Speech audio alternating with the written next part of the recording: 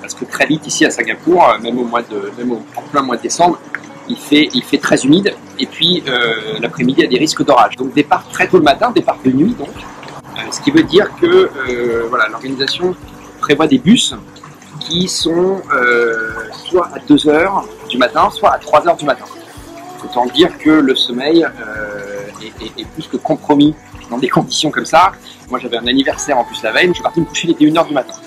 En mettant un réveil à 2h, en me disant moi je vais faire comme les navigateurs en solitaire, je vais dormir 1 heure et c'est toujours mieux que rien.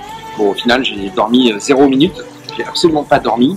L'organisation prévoit des bus pour 7$, ce qui fait à peu près 5 €, un peu moins. Vous avez un bus, un circuit de bus qui récupère les gens un peu partout dans Singapour et qui les dépose donc près du départ. Le départ se fait en centre-ville, dans l'avenue la plus commerçante de la ville. Et quand je dis commerçante, c'est commerce de luxe. Ici à Singapour, il y a beaucoup de commerce de luxe, de Gucci à Prada, en passant par Chanel, Saint Laurent, Hermès, Rolex, enfin bref, toutes. Singapour, c'est une ville très propre déjà, et les gens savent se tenir, quoi. C'est-à-dire qu'une queue, c'est une queue, et vous ne marchez pas sur les pieds.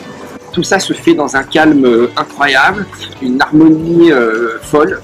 Enfin, c'est vraiment très agréable. Donc du coup, pas trop de stress au départ. Et puis le départ est donné, et alors là, c'est une organisation vraiment sans faute. Et pourtant, moi, des marathons, j'en ai fait. Mais là, c'est smooth, comme ils disent en anglais. C'est-à-dire que c'est fluide, quoi. C'est fluide, tout est fluide.